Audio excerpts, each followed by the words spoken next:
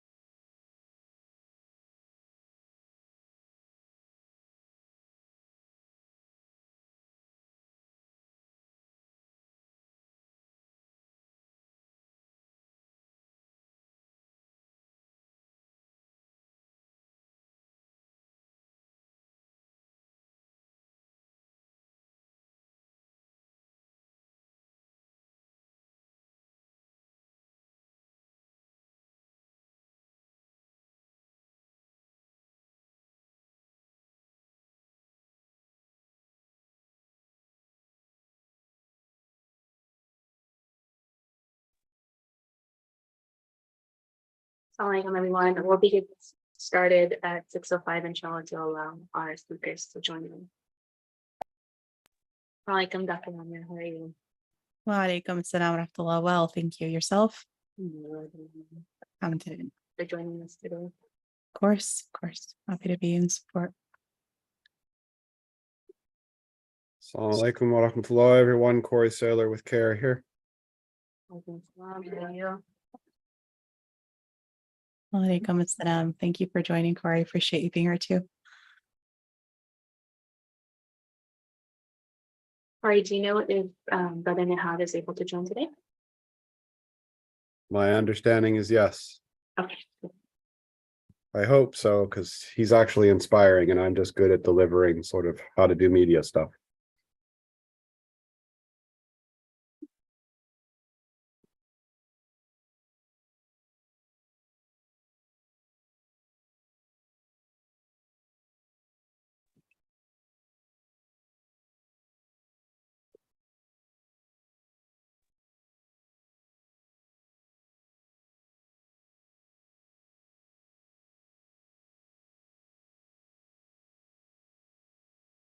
Okay, Bismillahirrahmanirrahim. Inshallah, for the sake of time, we'll go ahead and get started. Please keep yourself on mute, inshallah, and we will have an option for Q&A at the end, so everyone can ask questions and get some feedback as needed. So, assalamu alaikum, everyone. Peace and blessings be upon you. My name is Nimra. I am the current chair of MSA National. MSA National is the backbone of Muslim student associations across the country and has been instrumental in fostering a sense of community, education, advocacy among students, especially in times like this. We play a vital role, or we try to play a vital role in providing resources, guidance, and a platform for students to express their voices and uphold their values. Today, we're very excited to have CAIR National and Dr. Rani Awad with us to tackle this issue that many of our students across the nation are currently facing. To start off, we're privileged to have Dr. Rania Awad with us to share her invaluable insights. She is a dedicated physician, educator, and advocate, and renowned for her work in mental health and her commitment for supporting marginalized communities.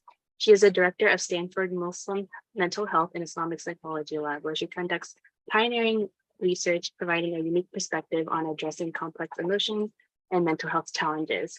Her expertise in mental health and her passion for promoting understanding and well-being make her an exceptional speaker for today's discussion. Dr. Rania Awad, you have the floor.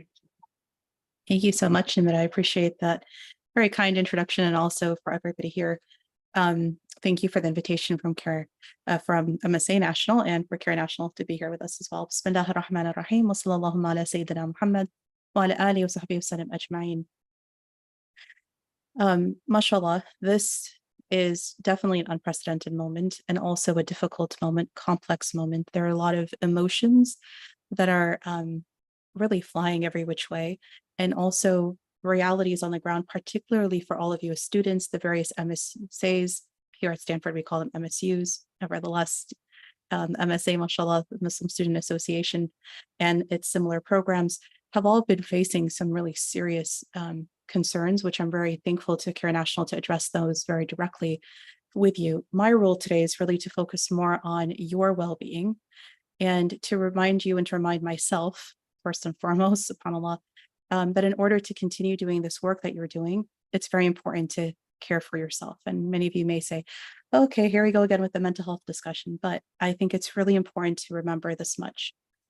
I'll tell you, and I'll start with myself, because I think modeling from a place of vulnerability and also from putting yourself in those shoes, I'm not going to tell you to do anything that I myself have not done, but I'll tell you this much.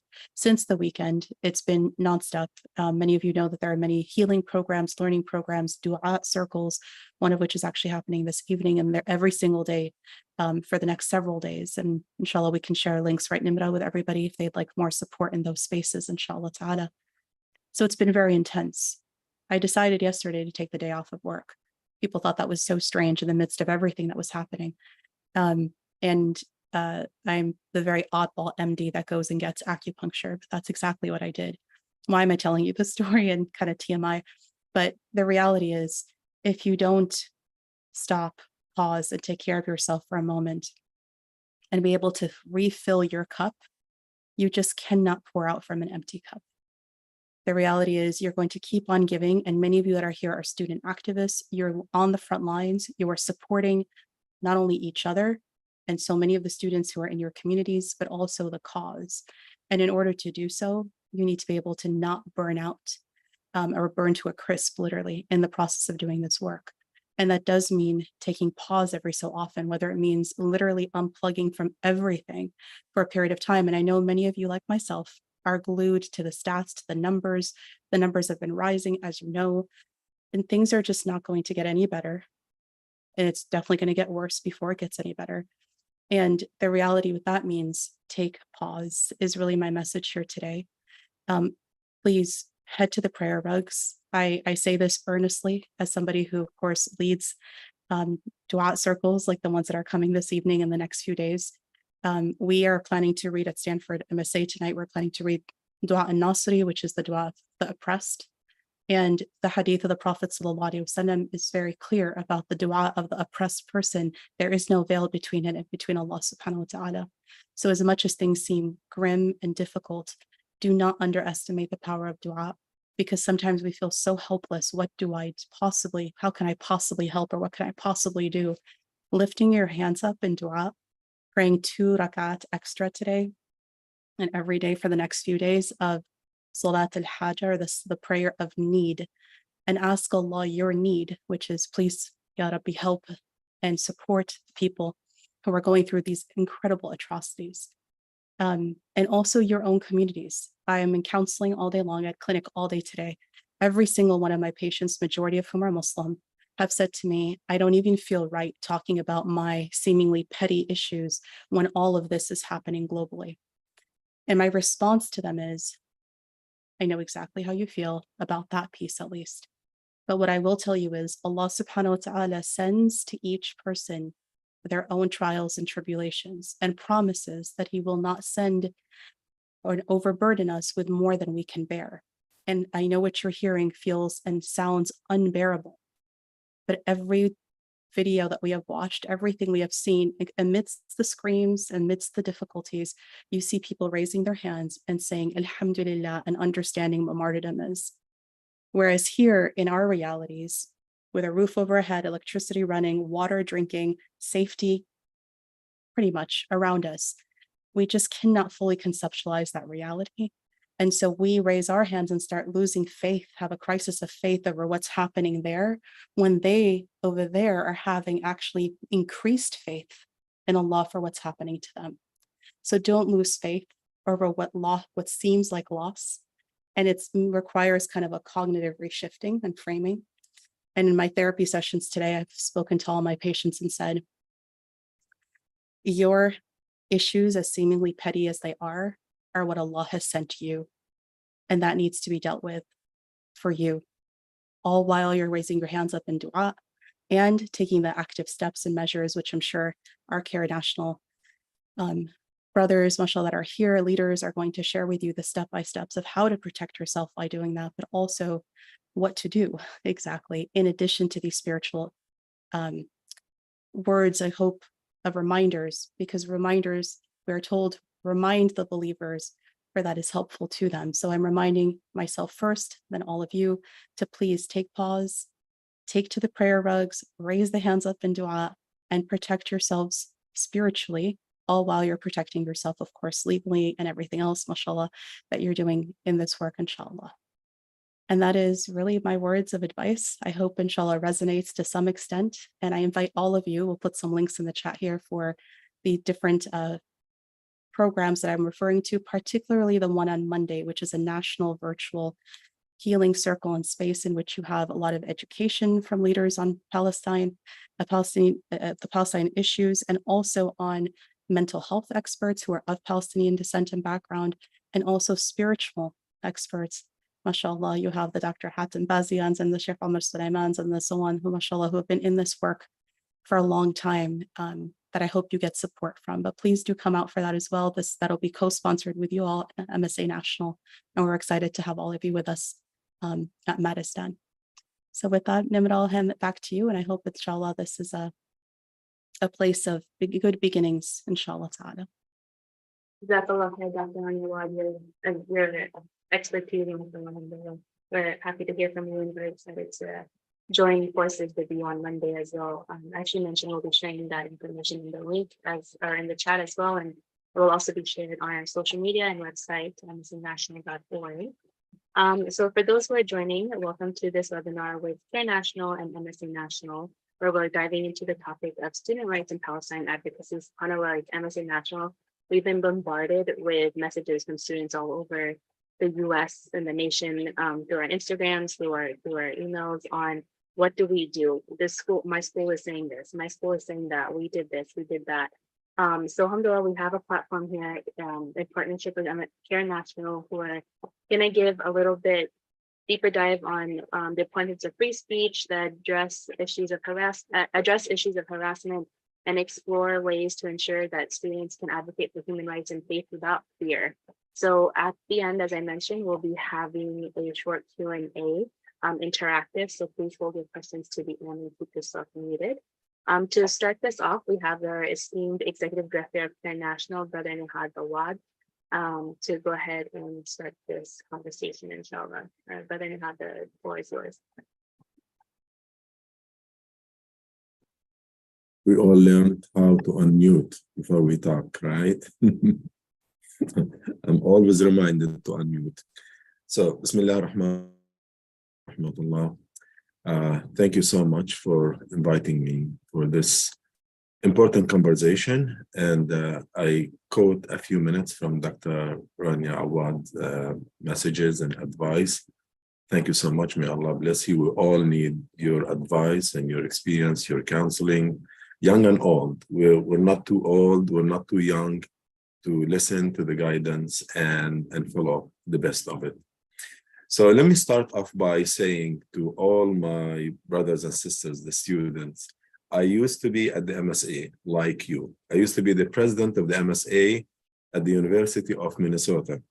Obviously, don't ask me when, but many, many years ago. And I was actually in your very spot, promoting justice for the Palestinians while minding my own studies. And was the first and second intifada happened when I was on campus. And I saw how biased the media was. Don't talk about politics and politicians. All the way corrupt, all the way one-sided. And because I am a Palestinian myself, I did not read a lot of history books really to learn about the conflict. I am the product of what happened to my family. When my family was ethnically cleansed in 1948 from a known city in Palestine called Al-Lid, next to Tel Aviv, and where Ben Gurion Airport has been built on. It's been built on our land. So 1948, my mother and father told us how they were literally bombed and forced out from their homes, from their properties, and they were turned into refugees overnight. And they ended up in Jordan, next door, in a refugee camp that was built by the United Nations. 2 rooms, eventually our family grew into 12 people. We were like 10 siblings for my mother and father. I was born and raised in a refugee camp, southern of Amman in Jordan. And that's where I grew up, and I thought the world looks like the refugee camp. You know, no water, no electricity, no heat during the summer, forget about AC in the summer. And I went to school, basically my school was a group of tents in a soccer field. So you can imagine what life and how difficult it has been. However, alhamdulillah, our parents really emphasized education out of, you know, so many things. And that was really a sense of hope in Allah subhanahu wa ta'ala, faith in our deen. And also that, you know, through education, we may succeed, we may be stronger, we may understand our own deen and our life and our circumstances to overcome them. So the long story short, I left the refugee camp after high school. I went to Italy, I studied there. I always wanted to come to the US to continue my education, and I landed in Minnesota. And that's when my life started with the purpose to really study engineering. All of a sudden, I just found myself confronted with false images and portrayals of not only Palestinians being portrayed as terrorists, as violent, as the oppressors, as almost the occupiers. Islam itself has been portrayed as the villain. All Hollywood movies, hundreds of them, portray Arabs, Muslims, Middle Easterners as threat to civilization, oppressors of women. So I was really not only taken aback, I was in shock how much the public opinion has been skewed, misled for generations. So I decided to step up and challenge this, not knowing that I will end where I am now. And that was really the source and the root of me eventually founding an organization bigger than me, bigger than many of us, simply because I was confronted on campus.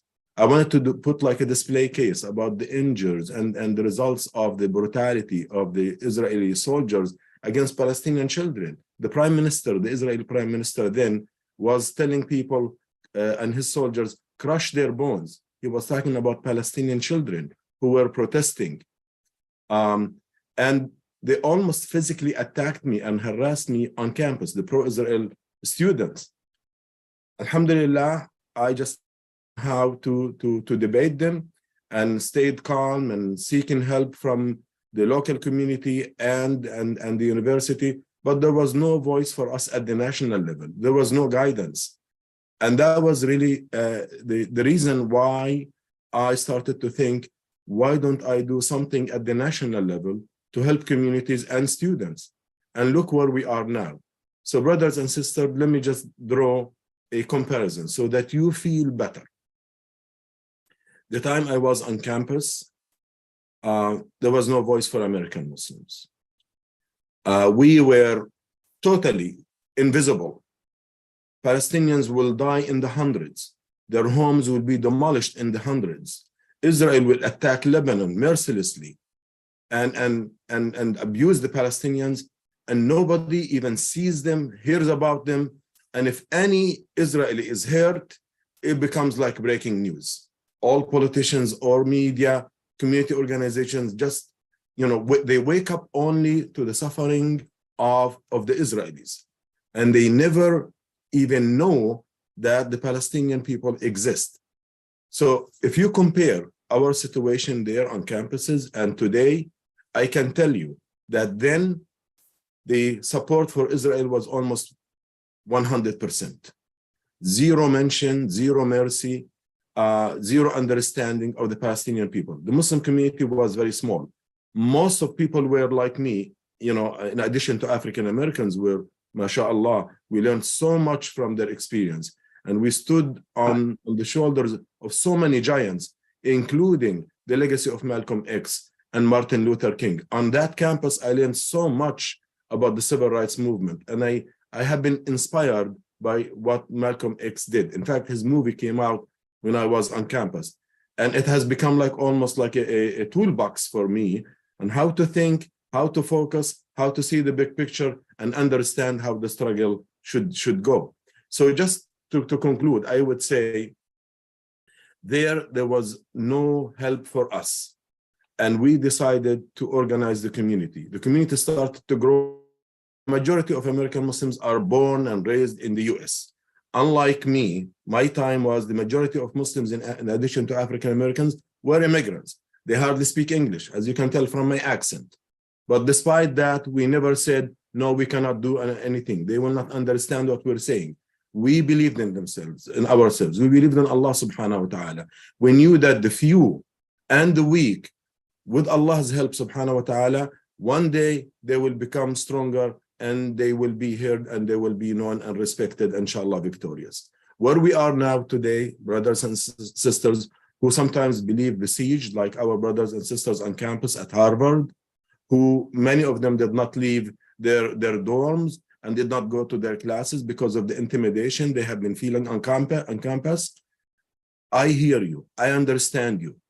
And we are here for you now. Today, the community is stronger. The organization like CAIR has offices in most of the main cities. Never feel alone.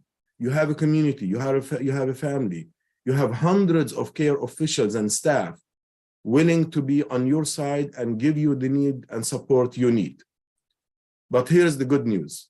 Today, brothers and sisters, why this misinformation is overwhelming?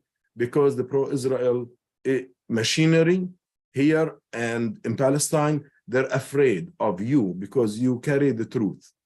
They're afraid of the fact that more young Jewish Americans are rejecting the idea of apartheid Israel. They no longer believe that Israel is a democratic state. They know it is a racist state and they can no longer support it. The majority of young Democrats believe in the narrative of the Palestinians.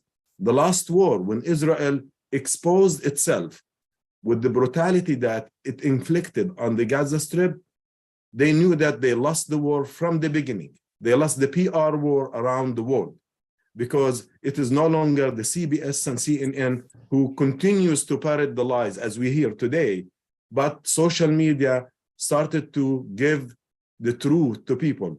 Palestinians and their supporters started to show the truth, videos, facts. People who have family members like myself, we go on television and we speak and we post our videos and our narratives. Brothers and sisters, the narrative is shifting. The tide is turning. You are in a very much stronger position than we used to be. But we have a long way to go because this PR machinery that has been misleading the public and the corrupt politicians who have been pouring billions of dollars from your tax dollar money and mine into supporting an apartheid system, There must be a secret there. The secret is we have to be stronger.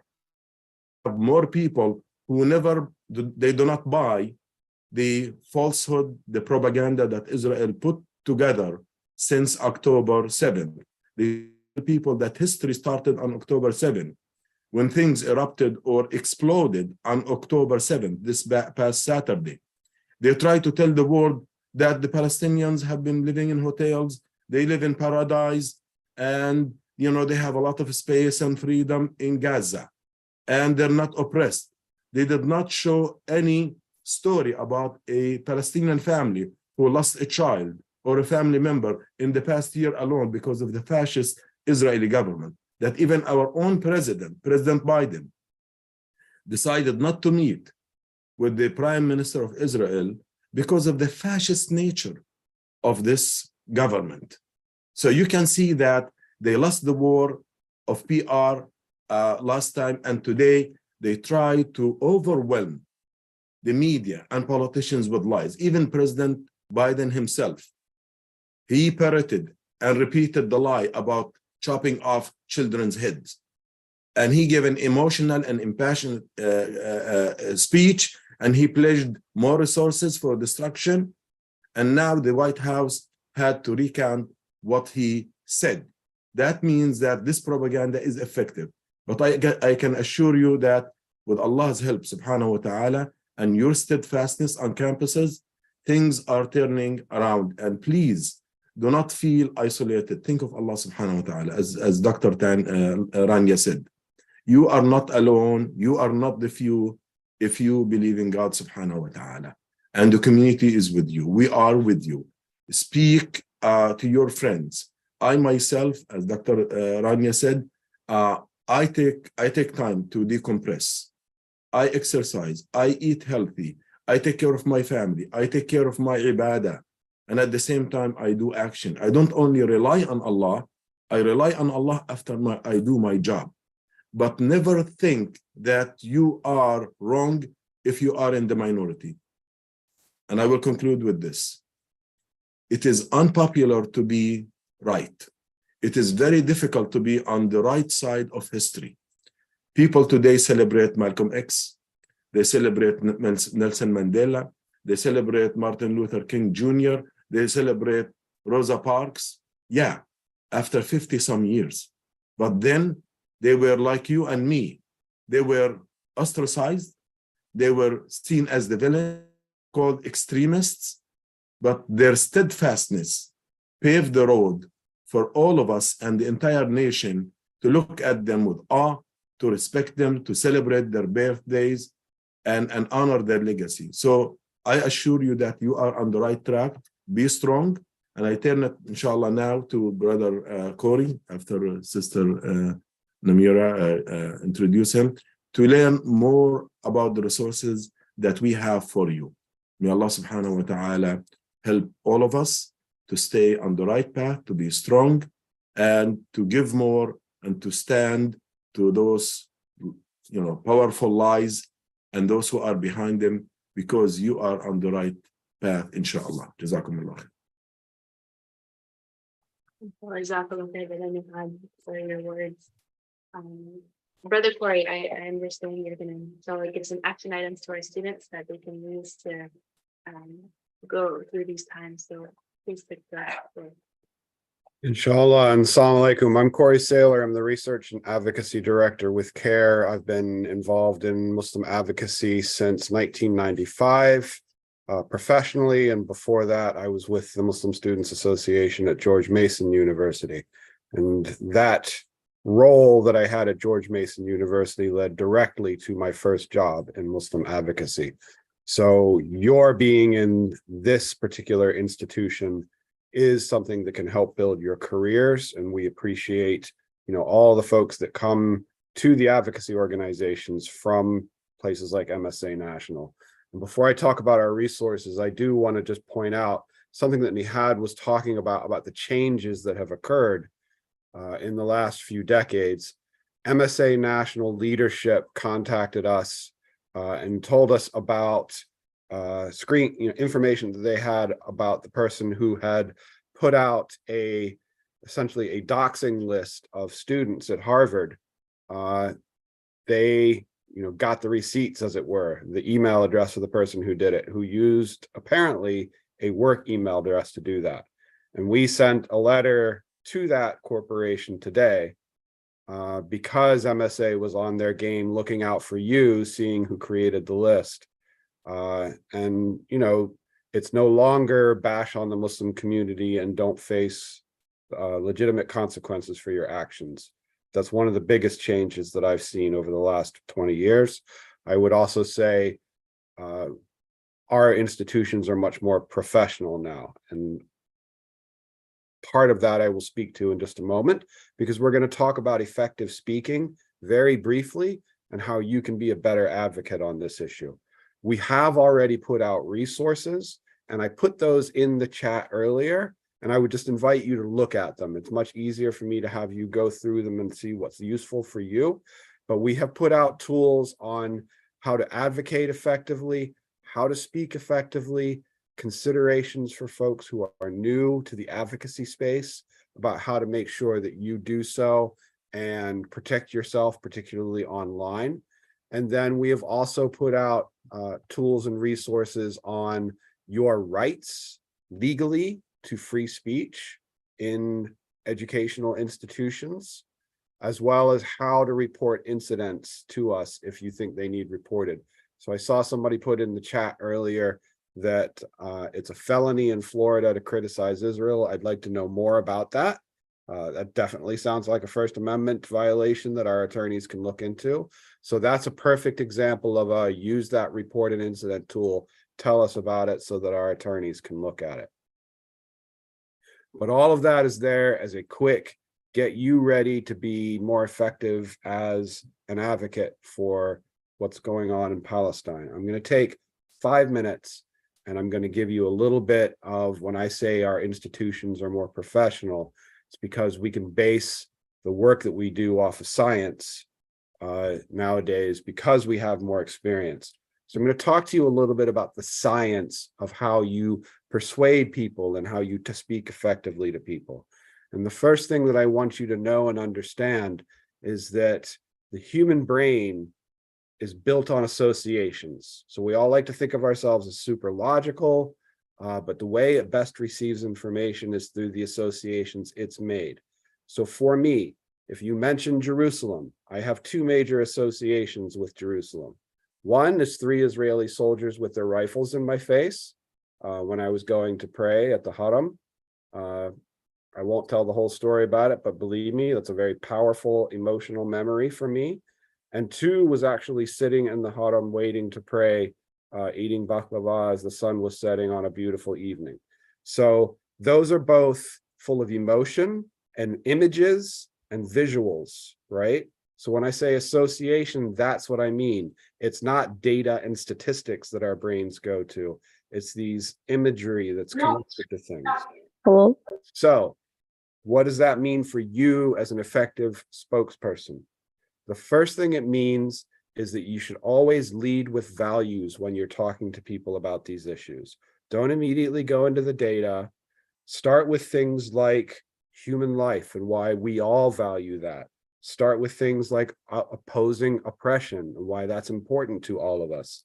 And talk about fighting apartheid and why that's important to all of us.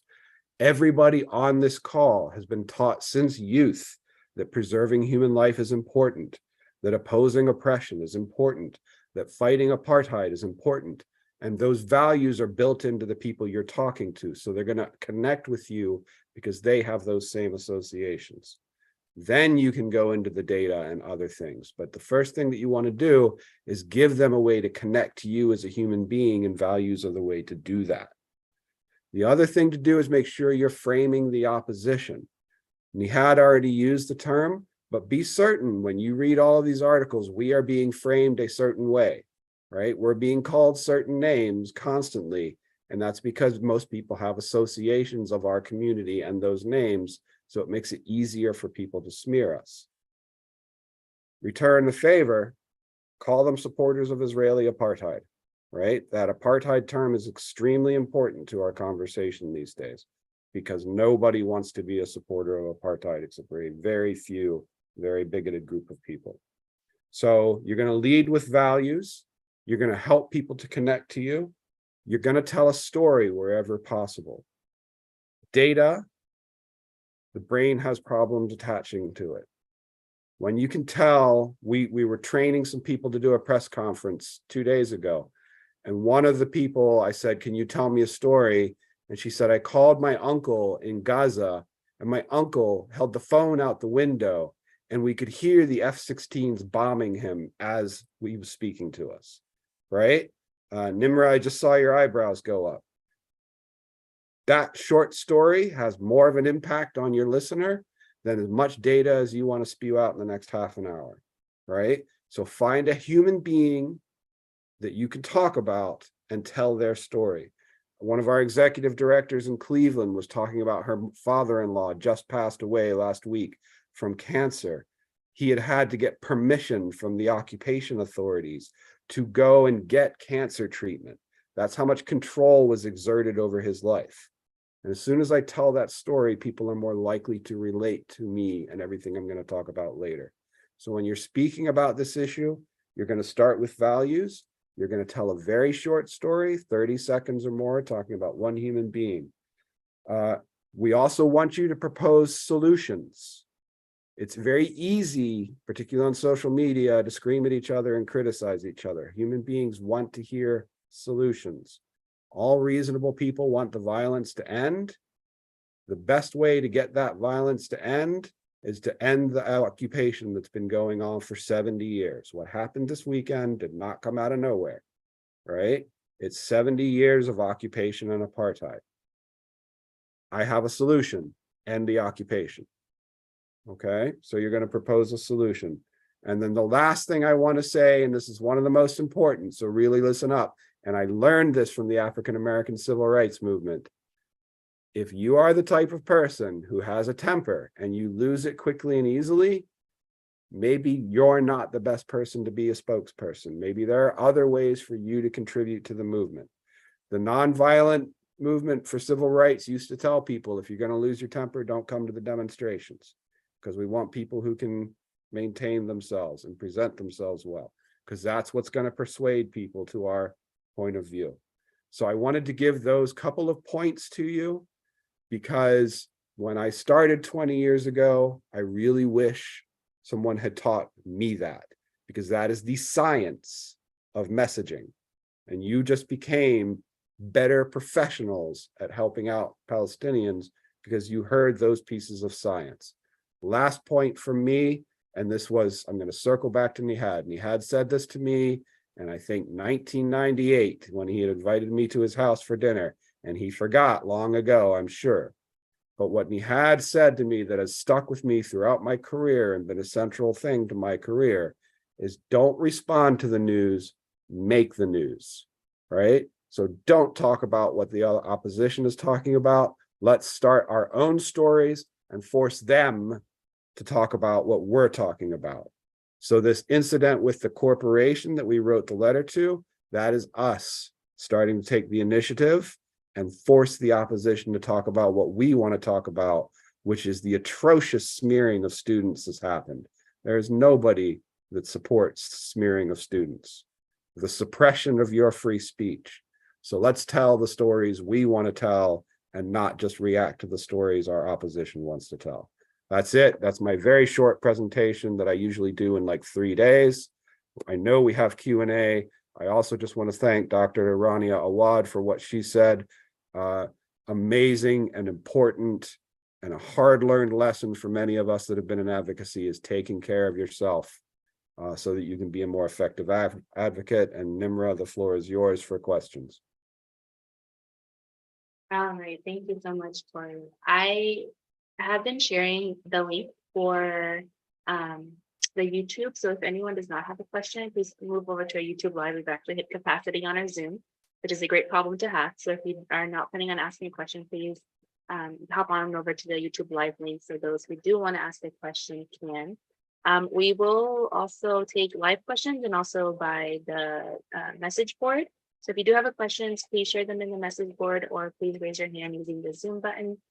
And also, CAIR has been sharing some of the links to the resources that they have in this through the message board as well. We'll be disseminating this information again through our social media at MSA National, how to report an incident, different tools that you can use. And let me go through some of these questions and see if, okay.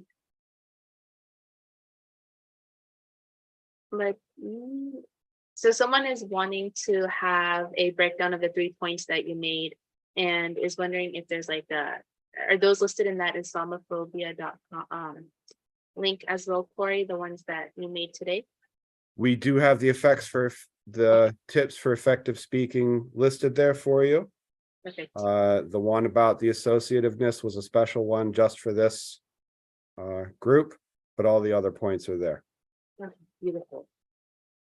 The other question is someone is asking for tips on do's and don'ts on campus protesting. Maybe you can list a couple do's and don'ts, and we can also share that link again with them. Go ahead. Nihad, since you were the campus protester, you want to start on that one? I can certainly answer parts. Yeah, I did many protests. First of all, you just want to make sure that you follow the university or campus policies. There are limitations on what you do, how you do stuff.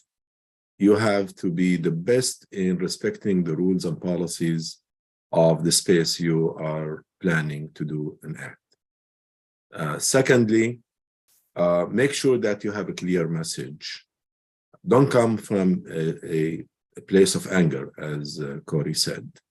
If you want to provide an angle, if you want to express yourself, you always have to do it peacefully, the same way we taught as Muslims. Speak kindly, speak truthfully, speak confidently, and speak truth to power, because it is part of our faith. It is our moral and ethical obligations. Thirdly, it is important to have coalitions. You have to show that you're not alone in communicating a message or reaction to something, and be organized. You know, as Corey said, the person who will speak on behalf of the organization or the group has to be designated to do that. They will be like the leader. They have clear talking points, clear messages. They like an exercise or rehearsal, and no chantings that doesn't help our cause. No chanting of things that are not Islamic, are not legal, are not helping the cause. The people in Gaza or Palestine, they need reasonable, intelligent voices to amplify their struggle for justice. So please honor their struggle and know where you are and reflect the space that you are in. Outside campuses, the university does not have authority over you or over what you say. Maybe you have more freedom outside campus to do stuff. The fourth point is make sure that the messages on the posters reflect your the theme and the message of your protest. Someone might sneak in and put like a controversial or contrary message. You have to be very clear. You have to denounce this. You have to distance yourself from it. Be careful about agent provocateurs or someone who will just take over the protest or the microphone or the messaging. Never gather around these people. Never create crowd around them. Isolate them. Focus on the mic. Focus on your audience. Focus on your message. It happens a lot that someone may just provoke an action or something. Don't pay attention to them. Ignore them. Suffocate the oxygen. Take away that. Never follow their trap. focus on your message, be disciplined. That's your job there. Many times, especially young people will just, hurry and try to, surround someone, and that's not good. It's not maybe professional. It's not legal. You have your space, your time to express yourself. Other people can have their own space and time, and they're entitled to their opinion. Agree to disagree respectfully. These are some of the, and also it is important to communicate with the media. If you do not have a press release, if you do not have media advisory, if you do not have the email, the right number of the reporter, the media will not show up. And finally, as much as I like protests, I believe there's a more effective way than protests. Spend 1/10 of the time in a protest to call your elected representative to express the same message. Sometimes we bring, for example, in Washington, D.C., 50,000 people. When do we do it? On Saturday. Who's working on Saturday? Only us. Congress is at home. Some media come up, and all they get is sometimes they get a noise and they just go home. Some people will travel in buses sometimes. Again, I love these brothers and sisters. I was one of them, and I might be one of them, but I think it is more effective if we spend less time and less money and less effort to go and meet with our elected representative and speak to them, check their record on this issue, and demand adjustment, demand change, and bring these officials to your mosque, your campus, your place of worship, your community center. Hold a town hall meeting and ask them. The more you organize this fashion, the more both the media and politicians will respect you, because you know how the game is played. Thank you, Brother Nahan. Sister Habiba has a question, so we're gonna have her speak, and then we'll go back to the message board. Okay. Hello. Yes, go ahead. Salam alaikum. Salam. I'm Habiba and from Albuquerque, New Mexico. And I had a couple of questions. First is that I'm not a Palestinian. And secondly, I'm not a student. I want to represent a protest in Albuquerque, New Mexico tomorrow at University of New Mexico near the bookstore. And I just want to let people know that this protest is only not for Palestinians, but for all the Muslims who are suffering. Of course, it is a big thing about what is happening in Palestine, but we want to show solidarity to all Muslims in all over the state. And that is the reason I'm there. Of course, to show my support as to Palestine, as well as to show the support elsewhere where Muslims are suffering. So can I go and talk on this, or should I just keep my distance and not tell anybody? If the media asks me, you are not a Palestinian, so why are you here? So what should I tell them? Corey, do you want to take it, or should I? I have attended, I am not Palestinian, in case that's not blatantly obvious from my name and the way I look. I have attended many such events over the years, and at no point in time have I ever been made to feel unwelcome. I have been welcomed in, made part of, invited over for dinner, and all the other things that people do when you show solidarity with them. So just as when we all turned out in Washington, D.C., when Narendra Modi from India visited, and we were welcomed by the Indian Muslims, just as we find ourselves welcomed by Uyghur Muslims as we go and stand up for them after what's being done in China.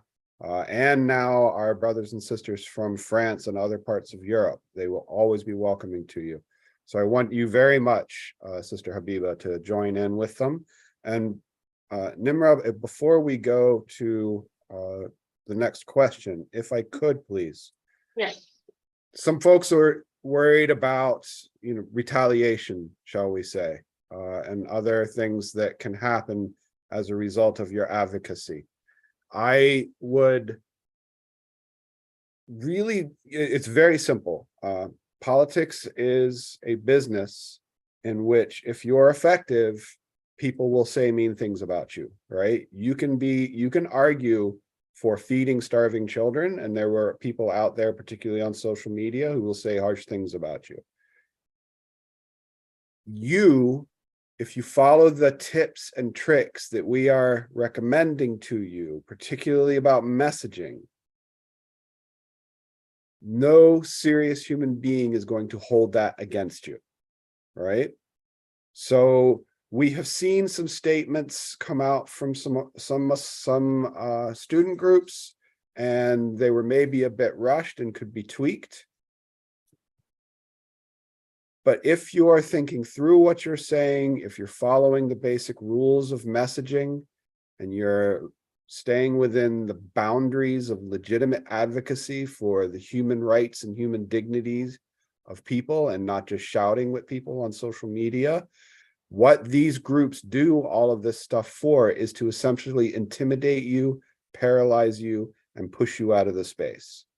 And I am 100% here to tell you that I have worked in this profession for 30 years. I have never seen these groups effectively impede anyone's career. All right. Maybe for 5 minutes, one job doesn't work out, but that's when Allah subhanahu wa ta'ala opens the next door. And I have a number of friends who tell me plenty of stories about how their advocacy may have closed one door to them, but it opened a number of other ones for you. So I want you to walk forward with confidence. You are on the side of right. You are very powerful because a movement has been building for more than 30 years now for Muslims, and prior to that, civil rights movements like the African American one, and we are standing on their shoulders. They had it very difficult at times, and yet we're victorious now. Right? So stick with it. Don't let these people distract you. They've been trying to do it to us at CAIR for years. Here we sit, still doing what we're doing, still irritating them. And I will tell you that is my favorite part of our work, is when we can see the effectiveness of our work make the bigots crazy. And that's what you all are doing with your protesting and your speech now. So please keep going out there. Make the supporters of Israeli apartheid crazy. Make the bigots crazy. Thank you for Sorry, go ahead. Yeah, can I just add one point? Also in reflection or in response to one of the questions. If you want to share any content on social media, make sure that it comes from authentic, verified source. Never recycle, repost something that you're not easy about, or you feel it's not right, whether it's illegal or God forbid if it's violent, or from groups that are considered like criminal or classified as terrorist. We know that some of these classifications maybe need to be reviewed, but we live in a country with certain rules and policies. We have, as Muslims, we have to respect the rules and laws of the country. If you don't like any of them, work with politicians, legislate. There is a process, but never, as we don't, as Muslims and as American citizens, we don't advocate for violence. We don't recycle any material like that, because we as Muslims are the most protective of human life. So I want you just to be cautious. Secondly, you have every right to express yourself. Never allow others to intimidate you, even if they are powerful and they are overwhelming. Think of Allah subhanahu wa ta'ala, the truth, and those who came before us. They gave us the freedom that you and I enjoy tonight and every day. Thank you very much. I think that's one of the biggest issues that the students are facing is just the fear of being blacklisted and the fear of retaliation of their future careers. I'm glad to hear, even in the chat, Ken mentioned that a lot of people. The Prophet was boycotted for how many years? Can you guys put in the chat how many years he was boycotted and put under siege? That's a Prophet, not you and I. The Prophet himself, for years, he was under siege. He was maligned. He was ridiculed. He was called every name under the sun. So when you and I go through this, it's painful, but just have a peace of mind. And rizq is in Allah's hand. I have been on so many lists, by the way. The government put me on surveillance. And it's, you know, I was harassed in airports. But I always felt, you know, my government was wrong. And it was proven to be wrong. So, alhamdulillah, I did not give up then. I'm not giving up now. And I don't want you to give up where you are, because you are doing an important job for the oppressed people here and everywhere. Thank you. Mr. Fatma, you have a question? I think that will be our last question for this evening. And then the ones for folks who do have questions, I'll share them with Karen. Maybe we can get a document out for the ones that we can get answered. But Fatma, Sister Fatma, go ahead. Assalamu alaikum. Thank you so much. And to everyone answering these really important questions. I'm the one who posted in the chat regarding the unfortunate news of the new legislation in Florida, making it a criminal act to touch on Israeli policy or criticize it in any media. So I will use that report link that was shared, alhamdulillah, in chat to hopefully get some more clarity regarding this new piece of legislation. But I had two questions in regards to the situation. So the first question, obviously, like in Florida, especially, it's in a way, it's very difficult for us students to even really address Palestine without immediately being associated with Hamas or with terrorism, and, you know, students, for example, at my university, they were physically assaulted. One had to be hospitalized, and the university did nothing about it. And they refused, and they made a statement that they oppose our protest. So obviously, when, you know, students are trying to go to the psychology resources on campus and stuff, they're really being denied of their reality, which is, again, crazy. But with that context in mind, is there any free resources for Muslims, especially Muslim youth, to go to for counseling sessions, etc., for those who may otherwise not afford it or have accessibility here in the state? And my second question, just to have all my questions out there, is if, let's say, us Muslim student groups, MSAs, we would like to coordinate with the Jewish student groups on campus to kind of just have a moment of grieving and prayers for the innocent lives lost on both sides, would that distract from the root cause of the Palestinian liberation movement or harm this movement in any way? How to go about that if we wanted to do something like that? Jazakallah khair. I think, is Dr. Rania still on? She's the one who could answer about the resources. Unfortunately, she did have another prayer circle that she's actually performing today. We are partnering with them to do a mental health check-in component on Monday, October 16th. It will be at 8 p.m. Eastern. We will be sharing that information in the chat as well. So that's one avenue, and hopefully there they'll also be sharing more resources that we can reach out to for the mental health therapy component. Thank you. And Nihad, I know it looks like you're ready to answer, so I do just want to answer one bit of what Fatima was asking. I just checked while you were talking. It's a piece of legislation that was introduced into the Florida legislature. That means it is not law at this point in time. It is a bill that is under consideration. So what Nihad said earlier is doubly important. That's where you have to call legislators and let them know that such things aren't, you know, such restrictions on free speech are not acceptable in Florida. I would also point out that we had a similar situation in Oklahoma several years ago, where they We're going to ban judges from considering Islamic principles in legal rulings. So for instance, if I had said I want to be buried facing Mecca, that would have been illegal for a judge to consider. We sued them, and a judge very quickly overturned it on First Amendment grounds, because the government is not allowed to target a particular religion, and similarly, they're not allowed to limit your free speech in that way. So I hear your concern. I have the article. You don't even need to file the complaint now. I will send it over to our attorneys. Nihad, if you want to address anything else in that question, by all means. Yeah, thank you, sister, for sharing this. If you are in Florida, make sure that you are in touch with CAIR Florida. In every major state, we have at least one office.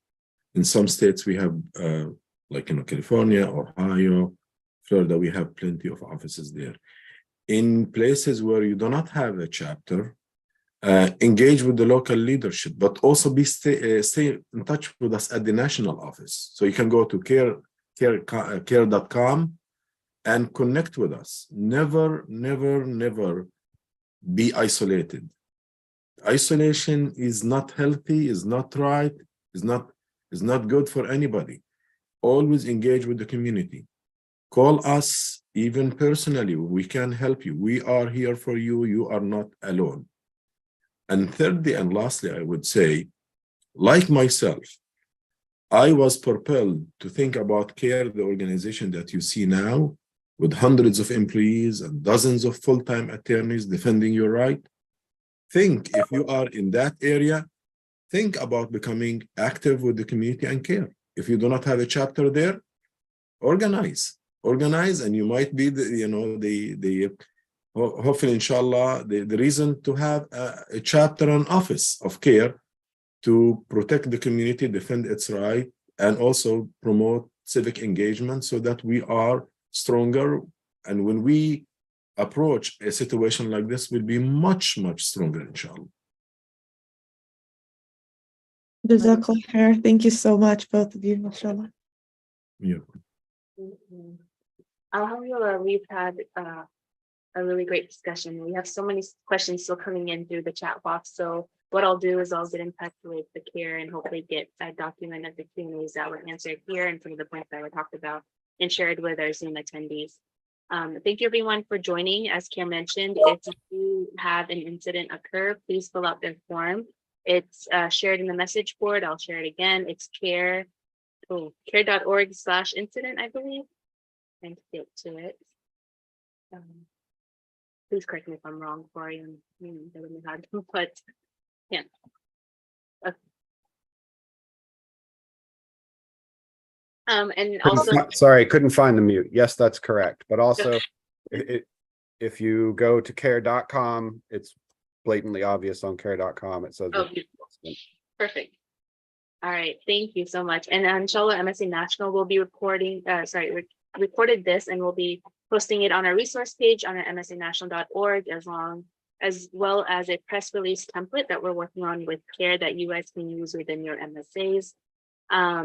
With that, thank you so much for everyone for joining. Hope you guys have a great rest of your evening. Assalamu alaikum wa rahmatullahi wa barakatuh. Wa alaikum. Alaikum salam.